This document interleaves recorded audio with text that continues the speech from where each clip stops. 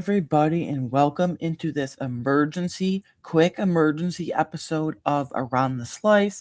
I say emergency episode because we have some big breaking news in the NFL and the Buffalo Bills specifically in general, and that is, of course, running back James Cook and the Buffalo Bills have agreed to a big contract extension. So I wanted to jump on here briefly this morning, literally broke like under an hour ago, jump on here briefly this morning to give you my quick thoughts, the synopsis of it all, my reaction, how it affects the now and future down the line for this team. So without further ado, let's get into it.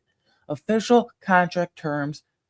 Again, the Buffalo Bills and James Cook have agreed to a 4-year, $48 million deal, which averages out to $12 million per year, which makes him the seventh highest paid running back in the league, exactly the same amount as Josh Jacobs, and with $30 million guaranteed. That's quite a bit for a running back, but after Kyren Williams got 20 guaranteed, I think Brandon Beane had to bump it up to 30 guaranteed for James Cook, and he gets an extra year. So let's start with that, comparing it to Kyren Williams.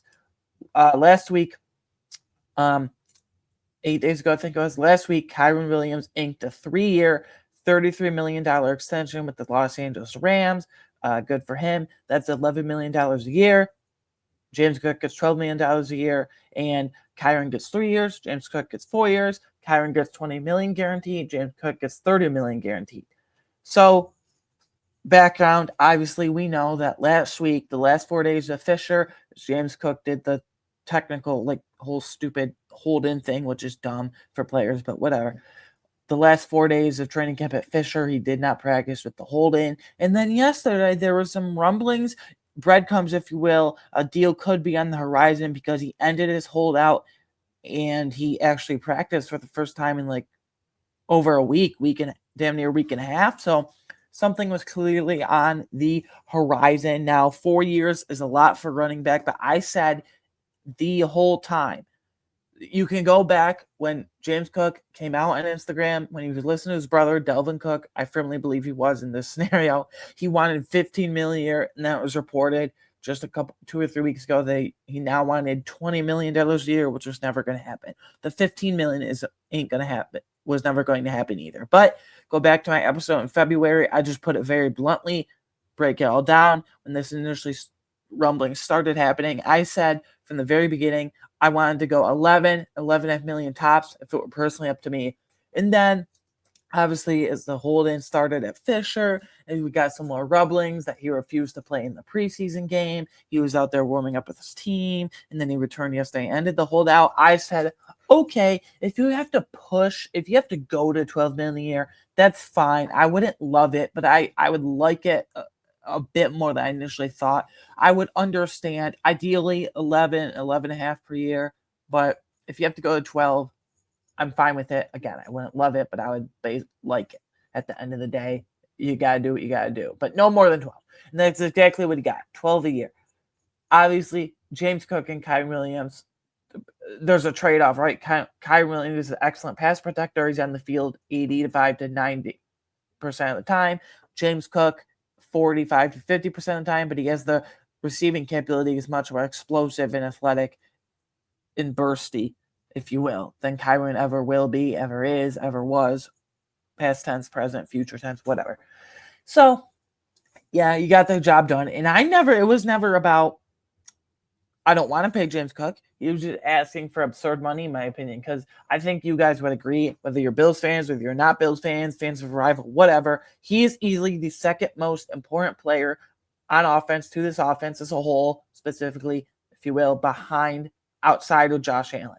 With the question marks with the receiver room, with Donkey Kincaid, coming off a bad/down year last year, hopeful bounce back, but we'll see. James Cook is the most explosive and most important part of this offense outside of Josh Allen, in my opinion. And I think all of you would agree, no matter if you're a fan, not what situation or circumstance you're in. So there's that. And number two, I love now that all our running backs are under a contract for now in the future for multiple years, on cost control deal. Let me go over it quick. All three backs. Ty Johnson just inked a 2-year, very cheap deal. veteran minimum deal, if you will. He's under contract for 2 more years. Ray Davis, going into his second season, he's under contract for 3 more years, including the season with the fourth round as cheap as the dirt cheap rookie deal he's on. And then James Cook, 5 more years. Obviously, the last year of his rookie contract for 2025. And then beyond that, 4 more years and new money with this new deal. So Ty Johnson, 2 more years. Ray Davis, 3 more years. James Cook, 5 more years.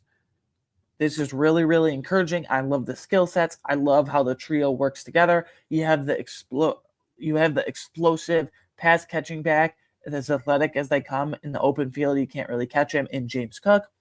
You have the grinded out kind of 2-minute drill power back in between the tackles, goal line back, and Ray Davis. Maybe we'll see that role evolve this year. And then you have Ty Johnson, who's a do-it-all everything, jack of all trades, if you will. Not excellent at everything, but good to great at many aspects, kind of a hybrid mix between both. So that's really, really encouraging stuff. So obviously, I don't think James Cook is going to hit 16 rushing touchdowns again this year and then another 2 receiving. I think he'll have like 4 or 5 receiving. Personally, I think that will get an uptick, but I think that will eat into his rushing work a bit. So I think he'll have like 8 to 10 rushing touchdowns, which is still good, but like last year was kind of an outlier season. Like he had 4 rushing touchdowns combined in his first years in the league. Obviously, as a rookie, he was playing with Devin Singletary, 2 rushing touchdowns. 2023, a couple years ago, 2. And then 2024, last year, boink, that spiked up,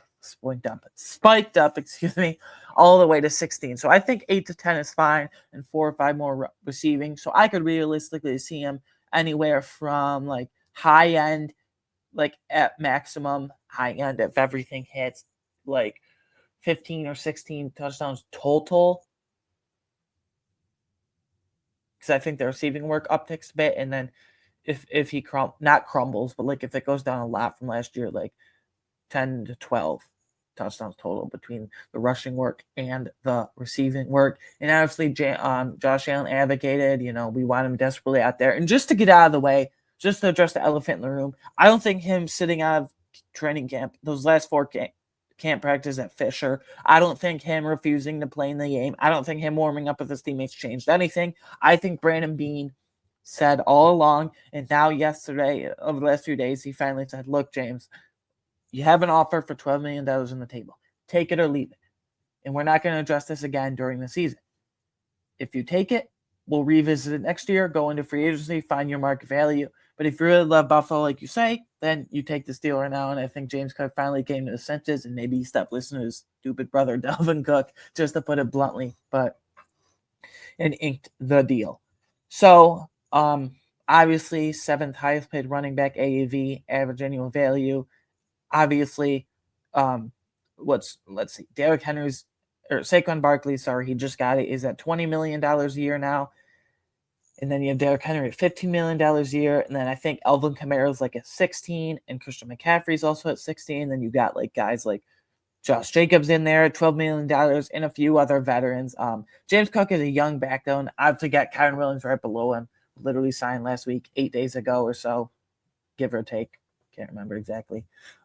Who signed the $11 million a year. But yeah, final terms, again, just in case you misheard me, 4 years, $48 million, $30 million guaranteed, which is a lot for running back. And 4 years is pretty lengthy for running back, but they're not going to redo this deal just because they have Ray Davis, Ty Johnson's whatever, but they have Ray Davis. And yeah, so they can all grow together. 4 years, $48 million, $12 million a year, $30 million guaranteed. So anyways, guys, thank you for tuning into this quick emergency episode. Let me know down in the comments below.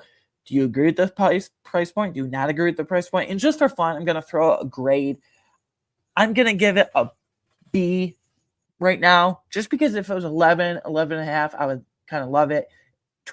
Pushing 12, I like it, but I don't love it because that's the same number as Josh Jacobs. And I would easily take not easily, but I'd still, bottom line, at the end of the day, take Josh Jacobs over James Cook.